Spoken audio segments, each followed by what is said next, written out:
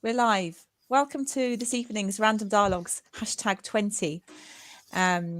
Yes, we're live streaming onto YouTube and onto Facebook, and hopefully some people have booked, well, lots of people have booked in to kind of come along and watch. And if you are watching it afterwards, then hello to you as well. Thank you for being here. So the evening is up to sort of 60 minutes. Oh, there's 5 people with us now. 60 minutes, 6 speakers, each with something they'd like to share, a message, a story, for up to 6 minutes each. And time for Q&A too. And if you are with us, we'd love to, we'd love it if you could engage. It's much better when there's lots of interactivity in the audience. We really appreciate you being here. So I'll go around now, and if I'll say your name and then what the title of your talk is, and I'll try as well to get super organized with my banners and put a banner up as well. So, Yiannis, what's the title of your talk, please? I can't quite remember because you made it up to me, but it was something to do with the journey of startup, and obviously here's my little banner, taking the family along, you know, in that ride of having a startup. Should be interesting, different dynamics and all that. Cool. It's called Thrills and Spills on my family roller coaster startup ride. Now, Phil Shepherd came up with that one because we weren't sure of a title, were we? So he helped with that one. Exactly.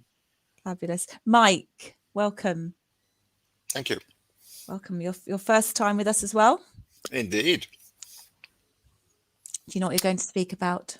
My notes say to do that which must be done, and that's going to be quite challenging.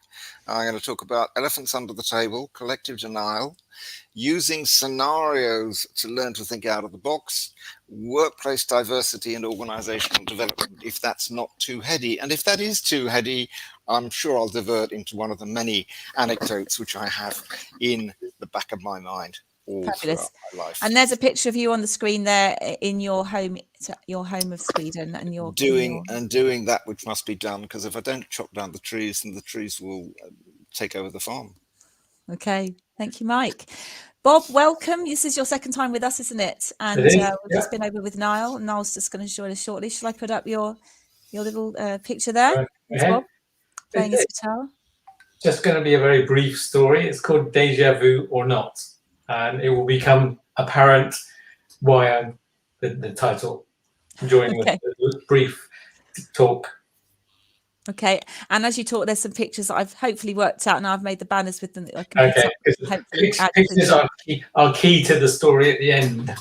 Okay, and finally, Jason, this isn't your first time with us, is it? You've been several times, and you don't want to talk. You've called yourself the invisible one.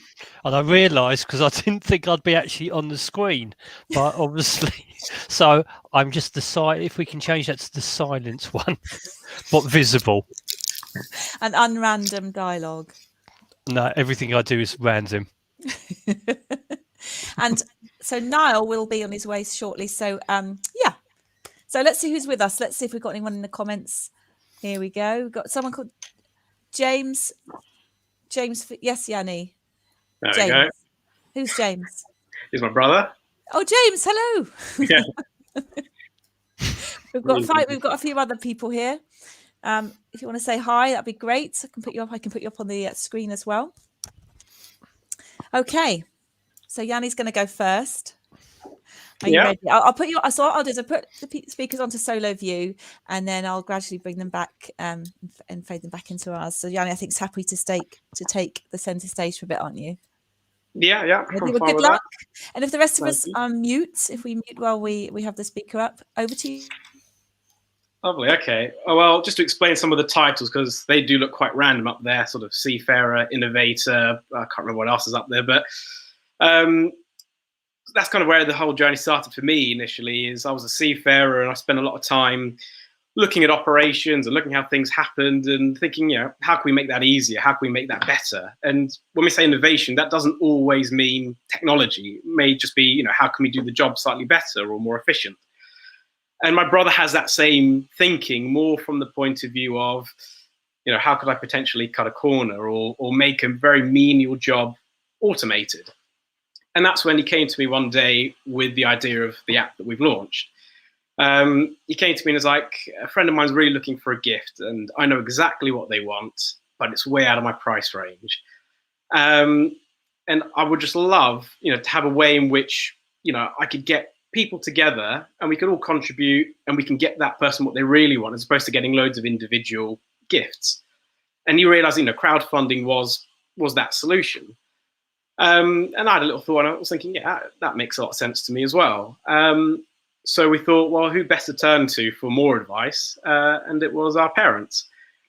We spoke to them, and they said actually, there's landmark birthdays also make sense, and office gifts and all that kind of stuff. So all of a sudden, just between us as a family, we saw that this was potentially a good idea. But as you can imagine, a family of 4 people, we're not all experts. We aren't coders. We aren't people who understand technology too much. So, I took it upon myself a bit to do a lot of reading. I read The Lean Startup and Innovator's Dilemma, and, how Lean Startup, and what's the other book? Sprint, How to Solve Problems in 5 Days, among others, to kind of help with that, build that expertise in just starting up a company. And the peculiar thing with having a family company is you've essentially got a diverse team right off, not ethically, but from an age point of view, we've got my mother and my father who are of one generation, and obviously myself and my brother from another generation. And that's helped us along our journey. One of the biggest assets we have on our app is just the ease of use. It's really easy to use. And that's because when we showed the first demo to my father, he was like, I don't understand all these buttons, and I don't get this page, and I don't understand that page. I want it easier than that. So it's great because now people use it and they say, oh, it's actually really easy to use. There's 2 buttons here, there's 1 button there, and that's all I can do, and that's all I need to do. So if it wasn't for them being there, I guarantee that my brother and myself would do it alone and make it very complicated. And we don't have that ability to say that, anyone can use it. If my father can use it, everyone on this chat should be able to use it. And then, you've got other benefits, like obviously celebrating successes. Once you finish university and school, apart from birthdays and Christmas, there's much more you can celebrate family. But here with company, when we get our first user, someone using it properly and reaching their target and getting 100 and 1,000 and now 10,000 users, it's another thing to kind of celebrate, which is nice. And again, when things go wrong, which they do go wrong, it's nice to be able to talk to them. We all live together, so the communication is there. When something goes wrong, someone will sort of say, oh, are we handling this? Where are we with this? Which is nice. But then again, on the flip side, the communication can, sometimes be a bit fragmented, from the point of view is, let's say we're all seriously talking about, the app and maybe making changes. And then all of a sudden it's like, oh, what's for dinner? And you're like, oh, well, we've lost the flow a bit now. We're talking about dinner. But likewise, maybe around the dinner table, someone may come up with a great idea or a little gem and sort of say, well, actually, I was talking to someone today who was using it and they said blah, blah, blah. And then all of a sudden we have a nice conversation that comes out of that. So, obviously benefits of that scenario. And obviously, there are a few drawbacks, but, it's quite, it's enjoyable. And then also you change the dynamic. As a family, you see your father as your father and your mother as your mother and your brother as your brother. But all of a sudden, when you have a small business or a startup, that changes a bit. All of a sudden, that person now becomes your colleague, and you do have to swap your hats a bit. Sometimes you can't talk to someone as, I'm not saying you'll change the way you talk, but sometimes conversations go a bit differently, and you've got to sort of take everyone as seriously as everyone else. Where maybe as a family, there may be someone who's a bit more jokey and a bit more this and a bit more that. You've really got to appreciate that. Sometimes you've got to treat people as colleagues, and everyone's opinion is as equally as valid, regardless of age and understanding of subject, technology, whatever it may be. So it makes you look at these people in a slightly different light in certain situations, which it's taken some learning, definitely taken a lot of learning, especially with, I've got a big age difference with my brother as well. So it's not even just between, myself and my brother and my parents, it's across, everyone. And you also get to see what these people are like. As a kid, you see your father go to work, what everyone else does, and you think, oh, they probably do a good job, and that's it. But obviously, when you're all working together, you really see what happens, what's everyone's drive, how do people, deal with stress and deadlines. And it's amazing to kind of see these things and where people fill in gaps and where people sort of say, don't worry, I'll handle that. And, you know, you get to see their core values. And it's really interesting to see it from a different point of view. It's not just, you know, oh, it's my mum who is a great mum. It's also, you know, my mum who's also, you know, very good at working and very, you know, understanding of this situation. So, you know, it's interesting to see these people in a different light. And that is my random dialogue. Mute. Let's all unmute. There we go. Now I can hear some clapping. And your family are all watching, I believe. Yes, they are. Oh, there's one over there clapping. You can hear him. Yes, they're all watching. Welcome to the What We Want team. Yeah, exactly. All 4 of us.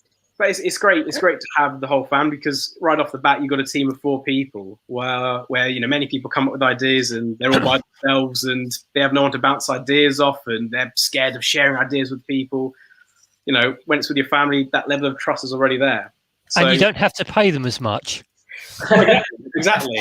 Even if they do groan and grumble sometimes, as you said, you know, you've got to say, oh, can you give us a bit? Yeah, 5 minutes here or 10 minutes there. Cheap labour. Exactly. Where better to go? So we've got Phil says excellent, Yanni. So you got some feedback. Oh, there we go. Thank you. Obviously, open to any questions, or we leave them to the end. We can have some questions now, or things might come up as we go. Yeah. Anyone got any comments?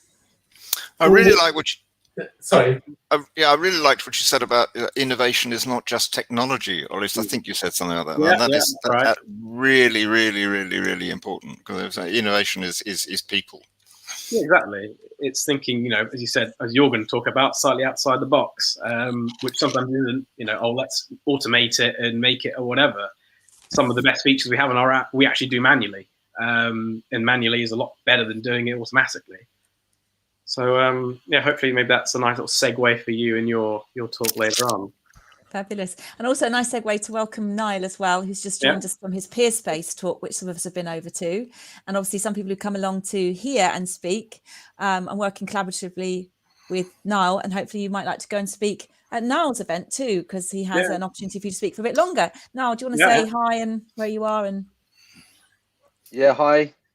So I am going to talk about, I'm in England on the south coast, and I'm going to be talking about, I tried to talk about different things around peer spaces and space. So I'm going to talk about finding your space, which is very relevant for me at the moment, and potentially for lots of people. And I'll do a whole spiel about that shortly.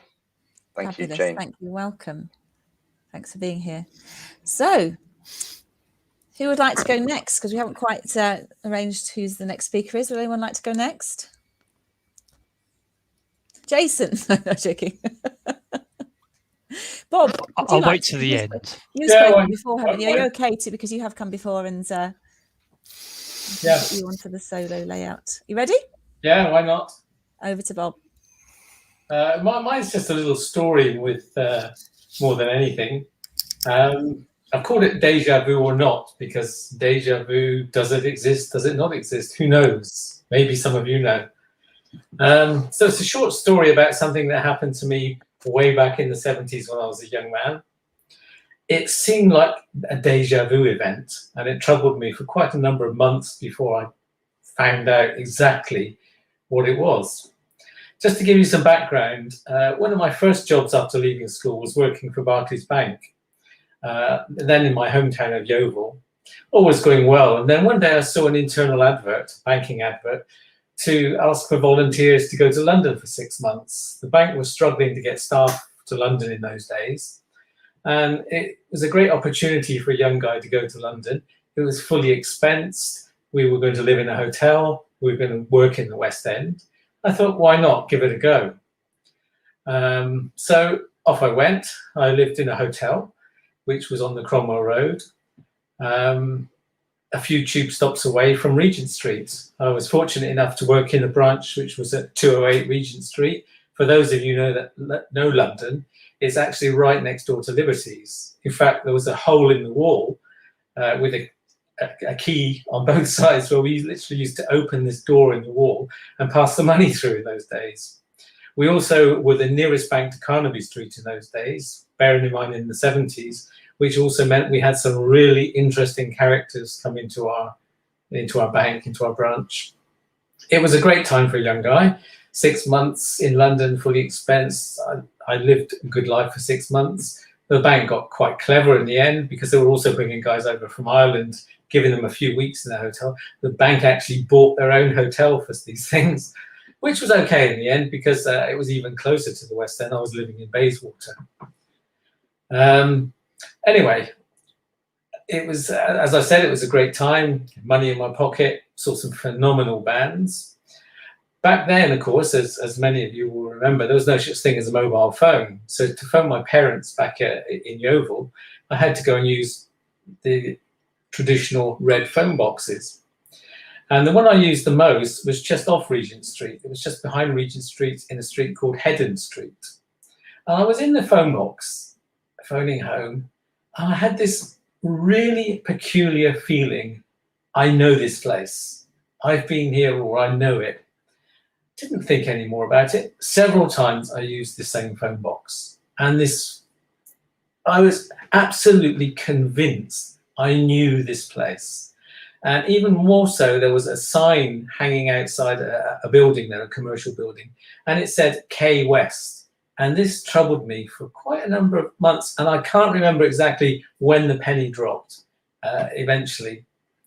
So it really was deja vu to me at the time. And then one day, the penny dropped, and it was the phone box that David Bowie was photographed in for the iconic cover of Ziggy Stardust. That was the actual phone box, and behind it, looking out the window, was the sign, the K West sign, which is now part of rock legend. And I believe, according to legend, it was actually stolen by a fan. And apparently it's been sold on several times, many of which apparently are actually fake copies of it. So that's the story, basically. I mean, it wasn't deja vu, obviously. And it made me wonder, is deja vu real? Is there such a thing? Is it our subconscious coming to the fore? But it was fascinating, and it was a wonderful experience. I've actually got photographs still of myself in the same poses there as Bowie, who was my idol in the 70s. That's it. Hope you enjoyed it. Thank you very much. Did you like the little banners? Great. Bob, Yanni, we had this conversation before. Yeah. Sorry? I was thinking Yeah, the in same. another life, yeah. I was thinking the same. Yeah. The answer to that question, by the way, is a whole hour at least. The answer to the question of whether it's real or not, and repeating many times, obviously. Yeah. Like a mirror looking into itself. Yes, absolutely. And to be somewhere and to be convinced you know where you are, but you don't know why. I've never been to London before, and I was convinced I'd been there or knew the place. It was very, very strange. I loved being taken back to my childhood, Bob. We must be roughly the same generation, because I did sort of university studies at the back end of the 60s at Regent Street Polytechnic, which was just behind Oxford Circus tube station. Yes. So Tottenham Court Road and all that area, and Soho, which was a really grubby area full of guys coming out of shop doors and saying, "Yeah, dirty postcards. What you? That's interesting," and so on. So that was nice to be brought back to that one. My dad worked for a bank all his life, and as you say, it was difficult for the banks to get people to work in London. They had to pay them extra money. Exactly. The London premium. They offered me. They asked me if I would stay, and I said no. I'm not staying with the London premium, and I would lose all the expenses, the hotel and everything. I said, no, this is not for me. But I enjoyed the 6 months incredibly. Phil says he lived on Cromwell Road in 1970. Wow. Should we send an ambulance or what? That's good. And we were neighbours. We also have another question here for Yanni from Phil. What does your app do, Yanni? You're muted. Oh, you're muted. You're muted. You're muted, Yiannis. There we go. I'm back now. No. It's a crowdfunding platform that essentially fills in the gap for where any of the other platforms don't help you. So we're not really the ones for big charities or for startups. You know, when we initially came up with the idea, or my brother came up with the idea, is for gift giving. You know, for gift giving between friends and family, and maybe even bigger groups. But we've seen that people like creators, like yourself, Jane. Well, I had my first payment yesterday. I had someone exactly, contribute to my crowdfunding. Exactly. People who want to take whatever they do to the next level, whether it's a small business or whether it's an individual, as well as, you know, potentially even, you know, small businesses or fundraising and charity, but not from the point of view of we give to a charity and the money goes to it's for specific reasons. You know, we want people to understand the money is going directly to buying, I don't know what it may be, you know, specialist equipment, you know, a gift for the person, so they know where the money's going. Because we find that a lot of these big cases where they say, oh, we're going to give money to whatever charity, by the time the money actually gets there and gets to the actual cause, and some of the money may even go to, you know, actually paying for the rent of the shops and for the individuals working there, you kind of lose that, you know, that feeling that, oh, actually I've helped out with that situation. So that's kind of evolved as we've met more people. You know, it started as mainly a gift-giving platform, and now it's sort of moved on to kind of just anyone who needs an upgrade or being taken to the next level. You know, you come to What We Want, and, you know, your friends and family and your colleagues and your community, your crowd, in many cases are more than happy to help you out. You know, whether it's £5, £100, or most recently someone gave, I think, £2,000 to a campaign. So, you know, that guy's got his dream come true as well. So that's what we do. Thank you. We all need an upgrade. I need an upgrade. Yeah. That's why we're here. Right. Thank you very much, Bob. Has anyone got any more questions? There's also in the chat. Let's have a quick private chat. It's Bob doing his Deja Vue talk next time. I think Jason does the jokes. Not that well, though. No. And actually, Niall, would you like to speak next, seeing as you've taken up the space? I can do, if that's okay with Mike. Yeah, or did Mike want to go next? No. No. Save the best to last. I'm not going last. I'll go next. So kind. Niall, I'll put you into solo for a bit and then take you out to solo. And I'll just put my... Do I do something? Go. Yes, there you go. Thank you. I'm timing myself. Okay. Good luck. Thank you. So, hello everyone again. Yes, I'm going to talk a bit about spaces again. My thing. And recently, actually last week, I did do something on, because I'm doing a lot of work around the power of peer spaces, and I've been doing a lot of work around sort of space facilitation over many years, including trying to develop technology and communities in that space. And last week I did a kind of something about this sort of length on the 4 or 5 peer spaces that have been very powerful in my world. But this time I wanted to talk a bit about finding your space, because it feels very relevant to me. So I thought I'd just talk about that in the context of my life, and I'm back kind of geographically to where I grew up. And so I'll just say that in terms of my spaces, Dorset, Somerset, Devon, Avon and Hampshire all featured in my first 25 years. And what I recall about that in a very general sense was having a lot of physical space around me and the ability to be able to go out and walk around and cycle and have space around me. And then I would describe a lot of my time from my mid-20s to about my early 40s actually as a kind of like wherever I was actually in London and Eastern Europe basically, but as a sort of, it was like a family space time.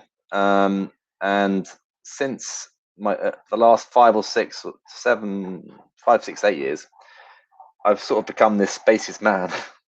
And I've written about the idea of being a spaceman and the idea of how we think about our spaces. And a lot of that time, both as a family man and a spaces man, I was associated with a big capital, London, and a small capital in Eastern Europe, Sofia. So those urban spaces really became very important, significant in my spaces. But now I'm back in Dorset, and I've got lots of bigger space around me, and I'm by the sea, but I'm living by the sea almost for the first time in my life. And I'm really enjoying that. And that's very relevant to what's happening to me in my life at the moment, that I'm able to go out and walk around by the sea. And I have a day job, a British-based day job, 9 to 5, for the first time in about 16 years, 15, 16 years.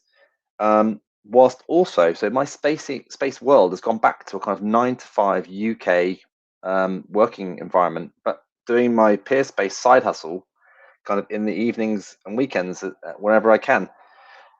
But what I also feel is like there's a new phase coming in my world, but perhaps in everyone's world, because maybe what's happened in this last year, 18 months, is that we've all done a lot of thinking. I've had a lot of time to think about how we think about our spaces, but that could be whether it's my space or your space, your physical space. What is your physical space that is right for you? And thinking about what's the geographical space that's right for you? Is that a static geographical space? Is it a moving geographical space? I mean, I've generally been quite static in my life in segments of years, but I'm coming up to 50 a couple of years away, and I'm thinking a lot about going into a more kind of moving geographical phase of like, I want to travel, I want to see the world, I want to spend decent segments of my 50s sort of seeing the world, if you like. The other crucial thing is who's in that space with you, obviously.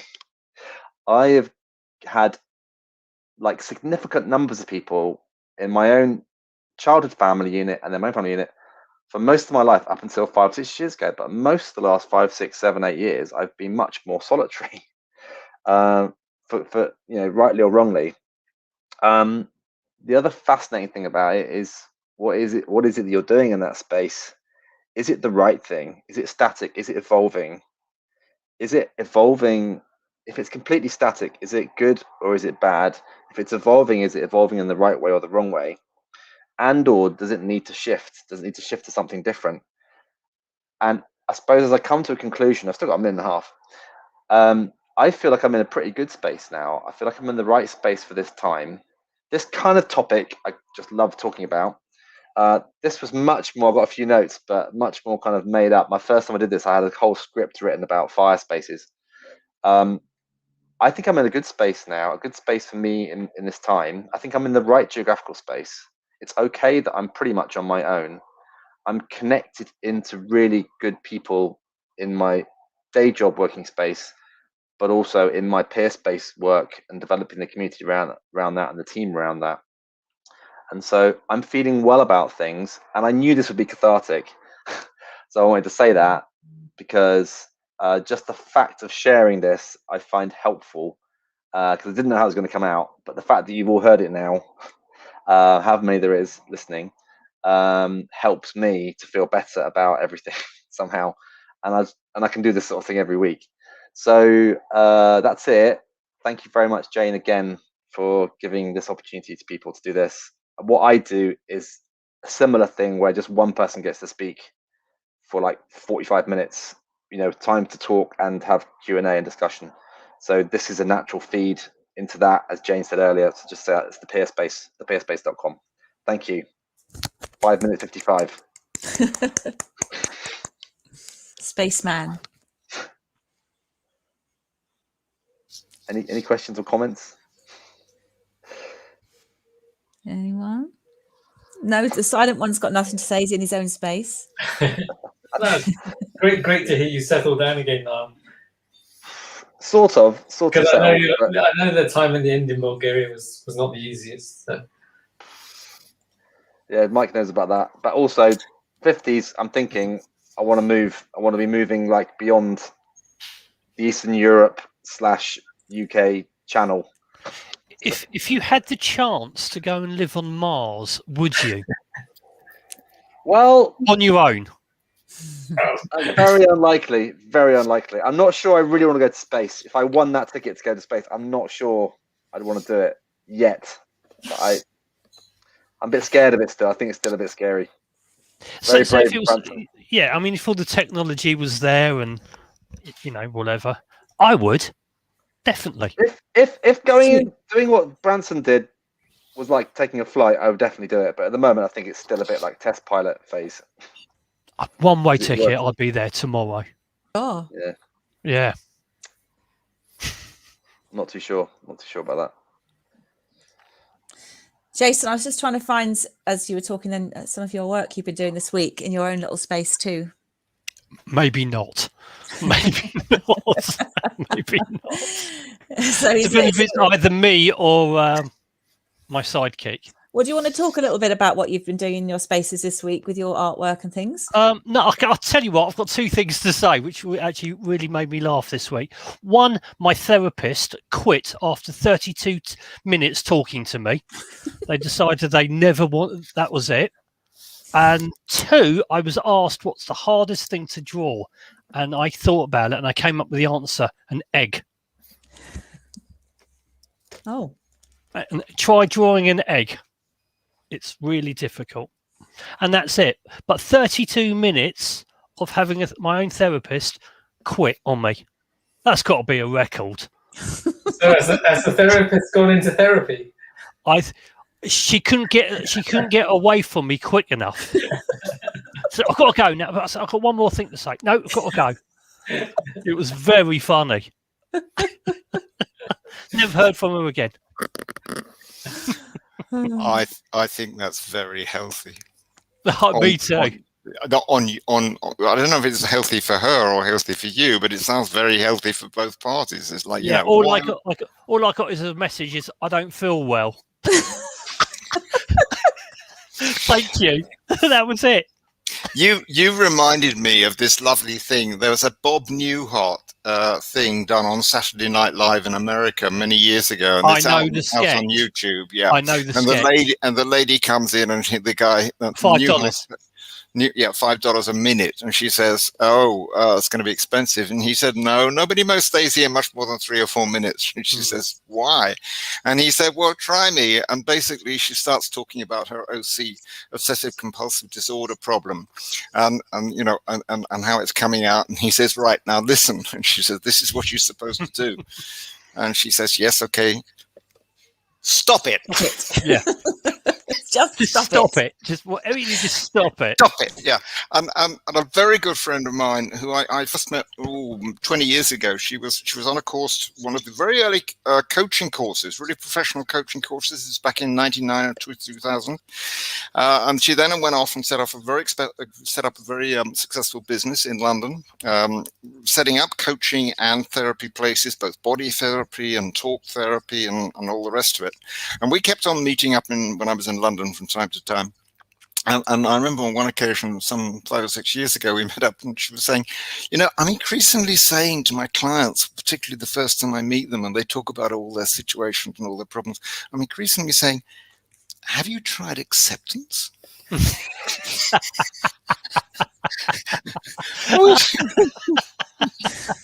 like, life is. Yeah.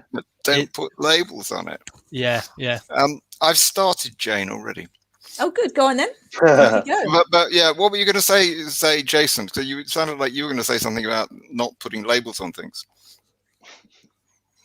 I can't hear you. Oh, shame. Sorry. No. It's just it was a really funny thing. I just couldn't believe they quit on me, and I totally agree.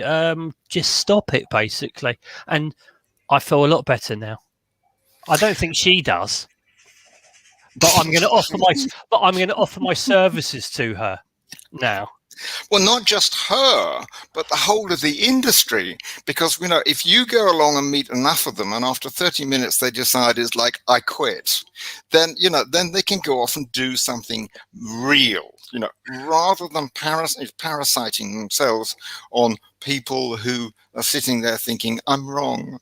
Somebody made me right, then they can actually get a decent job. Now, this may sound extremely critical of therapists, which in a way it is. And I did try to do a therapy training myself many, many years ago and got thrown out of it because you're just too fucking mad, man. We can't have you in this room. And I hang out with bunch of therapists, and most of them, the ones who were really good, they started doing it according to the model, and then they started teaching the model to the next year's students, and then they started supporting them in the next year's students, or the 3-4 year students in there, right? And then they would be supporting the academy, and then after about 10 or 20 years, the academy wouldn't want them anymore, for the good and simple reason they were no longer doing the model, but they were being themselves. They were modeling the individual who had the label therapist, but had probably decided to take the label therapist off anymore and was just sitting and listening. Jane invited me a couple of days ago, do you want to do something on Wednesday? And I just read a lovely story about a boy who goes to magician school and meets, in the end, the oldest, wisest, and most scruffy looking magician, and on a remote island, and the old guy says to the boy, it's like, when I was a boy, I thought the whole point of my training as a magician was so that I would be able to do anything I wanted, anything at all. I thought that. Now you think that, and we all think that. We all think we can change the world, but the truth is, the more that I've learned and the further I've traveled, the more the path has narrowed and the choices have been diminished, until as an older man, I have now no choice at all except to do that which must be done. Now, some of that to do that which must be done stuff is very much what I'm doing, but I don't think the choice is narrow. The problem is making priorities about the whole thing. I love what Jason was talking about. I love what you've all been talking about, because they all have this element of coming out of the box, of deciding to do something different. I said in my intro to Jane that I talk about something about elephants under the table and using scenarios. And one of the things I'm obsessed with about is like gross denial going on, people not wanting to talk about the elephant under the table. Back in Bob and I, Bob may remember, back in 1972, there was an oil crisis, which many of you are too young to remember, because basically the Saudis decided, we aren't going to let Shell set the price. We want to set the price ourselves. And Shell actually came out of it pretty well, because it was said in the organizational development industry, it was said that Shell had actually been doing scenarios with their staff, which wasn't like, how do we solve a specific situation, but it was training them, senior and middle managers, to deal with unforeseen problems and chucking around a lot of wild cards to make the people think outside the box, dealing with whatever came along without assumptions around it. In a lot of the work I do, we have a what is the word? I can't remember what it's called in English, where a phrase, which is, assumptions are the mother of all fuck-ups.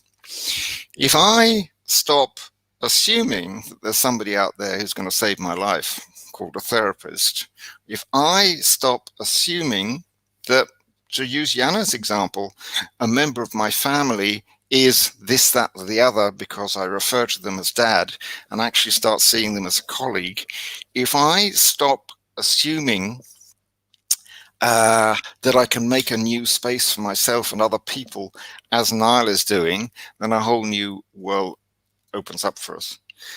The only trick is to make sure that we let go of the assumptions before the assumptions eat us up. I wish I'd known that. I wish somebody had been saying that to me when I was around 30 or 40. I recently did an extremely good course by a guy called run by a guy called Michael Boyle, and if you run into him, do it.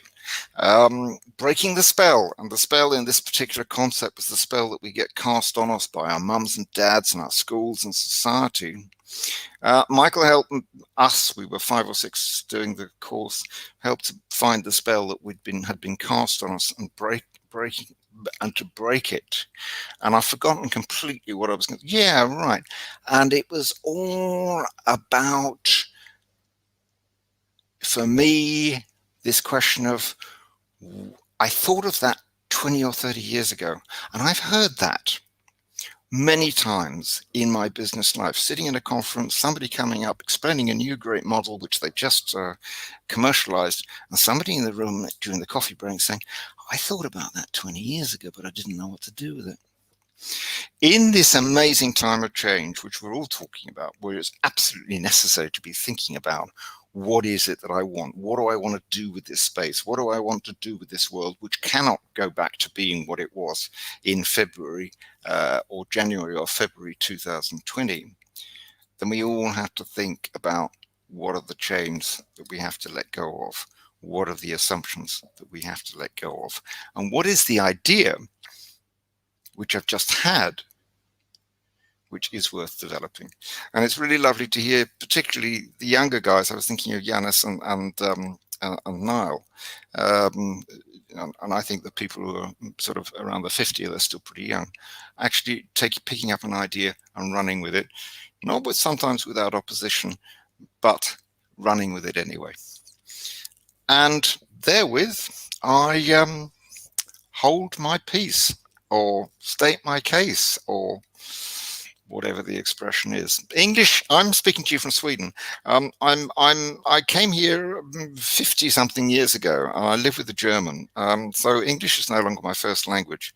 But anyway, what I do in my spare time is, well, I'm a grandfather. I watch horses, because horses are like human beings, only they can't lie. I'm a contrarian. I encourage other people to think out of the box. I ask people, why are you doing it like that? Isn't there another way of doing it? And I tend to innovate. And if you want to find out what that's about, you can ask Niall, because we've been innovating together for 3 or 4 years, and Jane increasingly as well. And I look forward to innovating in the future with both of those two and anybody else who wants to. Thank you for listening. Thank you. Niall, apologies, I wasn't very innovative. I forgot to put you back in the stream. No worries. So Mike and Niall and myself, we have a little group, don't we, called Facilitators Anonymous, which isn't so anonymous now, but we've been sort of doing some bits in that space as well over lockdown, and supporting each other in our own with our myriad ideas that come out of that. So. Yeah.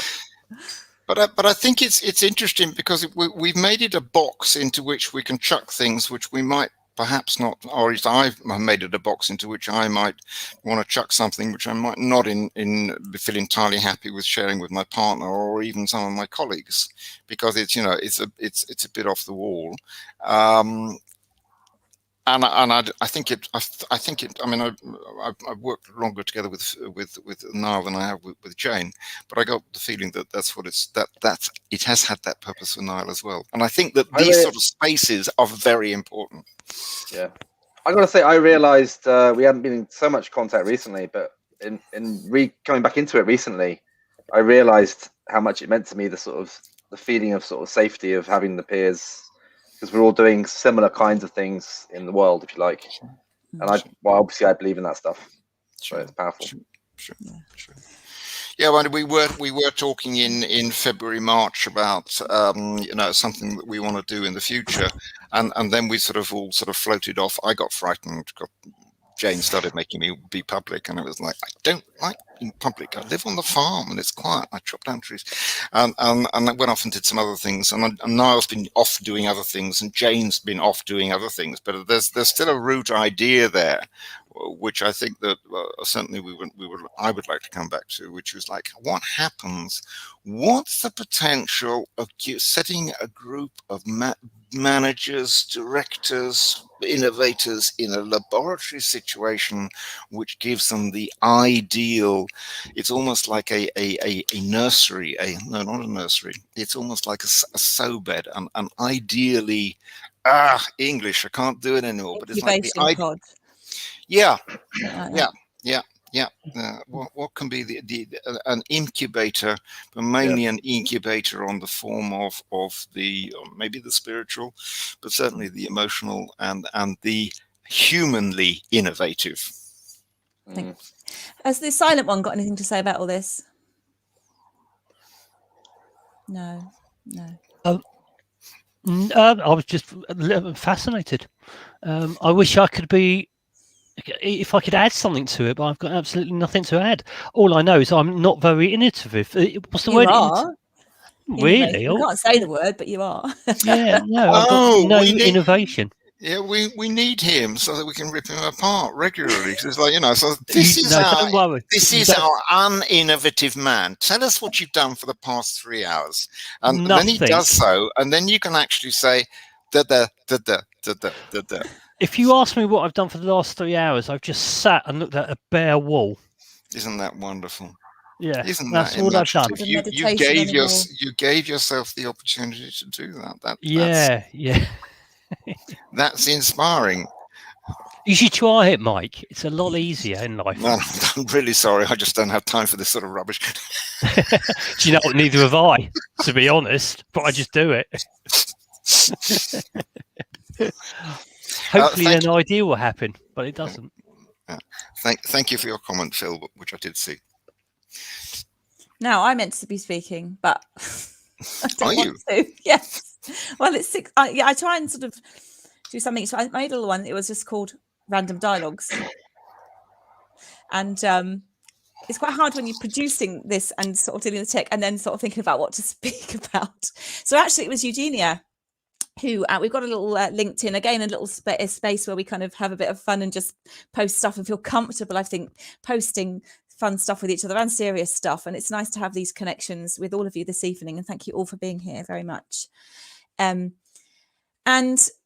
as some of you might know, I'm a teacher, and I kind of been using that word teacher for lots of things that I'm doing, because I do quite a lot of different things. And at one point I was using facilitator, and I was moving away from the word teacher, thinking, I don't want to do it.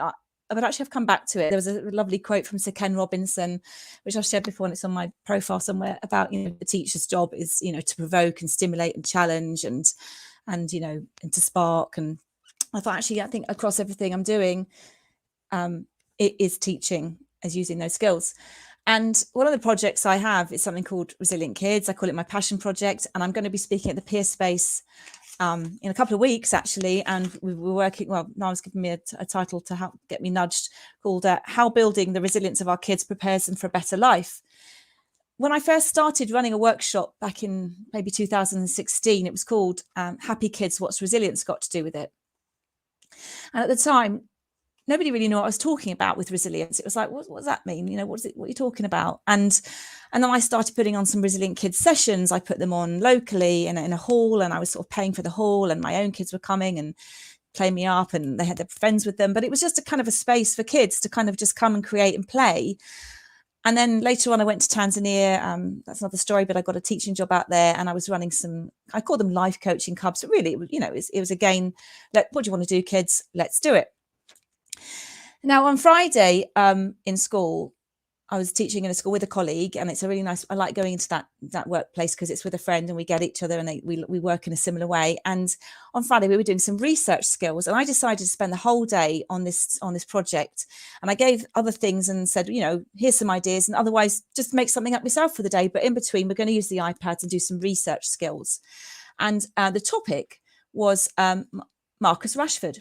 Now, in my ignorance, I actually didn't even know who he was. And I had been watching the football, but it wasn't, I hadn't really got to know the players' names. I think with my kind of spectrum-y head, I don't remember names very well, and I hadn't really got to know the players. But we researched him for the day, and we were feeding back and presenting our findings. And I felt by the end of the day, we felt really quite connected to him.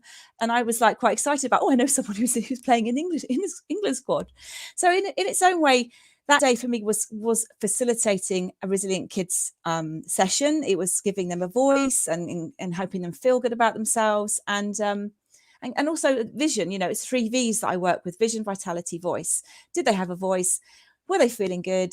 And is there a vision here? Have we created a bit more possibility? Hopefully, through spending the day doing some research skills, yes, because kids are so often given content and PowerPoints now, and I think are going to schools, and there's all these slideshows going on, and we've lost this interactivity, we've lost this connection with kids, I think, through just sort of death by PowerPoint. So actually, I want to teach, I want to be there, and I want them to teach. And later on, I think it was on Monday after the match, and all the sort of like the disappointment and the further disappointment with the racist comments and all the the backlash for the guys, Eugenia messaged me and said, she messaged me a couple of posts. She said, well, how about this for Wednesday's talk? So I've already done my talk, really, but what she shared me was a post from a lady called Claire Wilson. She's on LinkedIn. I've never met her before, but she had she was having a lot of interaction. What she wrote, and it said, one kick does not define you as a person. And then she'd written some of the points about Marcus Rashford that we'd investigated on Friday, and I was just going to read them out. And there's a few more than I had. He founded a charity and raised over 20 million to supply over 3 million meals to hungry children. He was part of a player initiative to raise money and support the NHS through the worst of the pandemic. He set up a campaign to support the frontline services, helping young people experiencing homelessness. He started a book club with the intention of donating 390,000 books to underprivileged children in the UK. He learnt sign language to judge a competition at a school for children with hearing loss. And he topped the Sunday Times giving list for his charitable contributions. One kick does not define you as a person. That's my talk. That's my random dialogue. Thank you, Eugenia. And thank you to the team in the back office. So, it's 7 minutes to 8 o'clock. I just wanted to say I was touched by that. I was definitely touched. At the end, I was definitely starting to go. So, just wanted to say that. Yeah, there's been so much this week, hasn't there? And I feel like there's been absolutely an outpouring of support. There's more support and there's more good in the world, and there's more kind people out there than what's some of the crap people are posting. So yeah, we need spaces like this. We need to come together. We need connection. We need friendships. That's part of the resilience, isn't it? It's part of it's a big thing for me is connection, and Random Dialogues was set up as a way to bring people together to gather. And can I just share just quickly to jump in, because it's come up a lot with Mike and I having been expats and the kind of running away from the UK. Obviously, the kind of the really dark side of some aspects of British culture, and for me, Brexit, for example, like I'm just stick my neck out and say, didn't think that was a very good thing, and some of these things that have happened this last week that just really, really make you very ashamed. And at the same time, I'm very sort of patriotic and want to support England and everything, and it's just desperately sad that you get these idiots that, as much the yobbishness as well around Wembley as what you talked about, and it's really sad because I feel like it is different somehow in most parts of Europe. A lot of Europe's doesn't have those things in that way, it seems to me anyway. Maybe I'm too close to it, but so I'm happy to be back here in my country, if you like. But yeah, those things are just desperately sad. Just want to say that. Yeah. I was just going to add that I find it quite, because on the Monday I was speaking to some colleagues of mine in Belgium, and you see these little jokey images online sort of saying everyone's supporting Italy apart from the Brits in the UK who are supporting, obviously, England to win. Or more like England just supporting, even Wales and Scotland were against us as well. And I just asked them, like, why? Why do you not like the England team? He's like, I've got nothing wrong with the team. I love your players. They're great players. One of the guys supports United, so obviously Rashford, and obviously Jadon Sancho next season, probably more than likely. And he's like, but your fans, it's the attitude that your country has every time a national anthem is blared out and you're booing it. This hooliganism. The guy he said, I remember when Liverpool came here a couple of years ago, 8 guys went to hospital. Like, it's nothing against your team or your manager or the teams that come here. It's the people who come along with it and the people who ruin it that is the reason why we don't like. And people at times have said, look, we have the issue as well here in Belgium, and obviously in other countries they have hooliganism. But he feels that England is the place where it all began. That's where it's become popular. With a film like Green Street that almost popularizes it as opposed to kind of condemns it. And I just found it weird to think that it's that point of view that they don't like. I'm a Chelsea fan. I don't like Man U because I don't like Man U. I want Chelsea to win. They don't like England, not because they don't like England. It's because they don't like the people that support them and all that baggage that comes around it. Yeah, and it's such a small amount of people that are spoiling it. Exactly. Yeah. Well, hopefully tonight, with the messages we've shared and the little rippers, I think it's about not trying to change the world as such, but just the butterfly effect of this connection and these stories we shared. And it is all now watchable on YouTube and Facebook. I'll transcribe what we've got here, and I got a document that I've created called Random Dialogues from when we've been online doing these, so you can read other people's stories, and we've had some fantastic speakers like yourselves coming along. And so yeah, I'll put a little banner up about that. And thank you so much to everyone who's been here this evening for all your contributions, for your engagement, your talks. And especially as well, thank you to our audience who've been with us. It makes a massive difference. So anyone like to check out? Should we have a word to check out with for the evening? And then I'll end the broadcast. And just throw a random word out. Thank you. Appreciation. There we go for everyone. Education has its etymology in the word duke, as in leader, as in leading yourself. For me, connection. Egg. Oh yeah, difficult. I didn't say anything about my book. No, next time. Has everyone said something? Yeah. Right, I'm going to end it, but what we'll do is we'll go back into the studio. If you want to leave speakers, that's fine, but I'm going to go back into the studio after this. So I'll end the broadcast. Thank you and goodbye, everybody. And it won't be on in August. The next one will be in September, second Wednesday of every month. So if you've watched and you'd like to come and join us, or if you've spoken tonight and you want to come back again, you're all welcome. Caribou.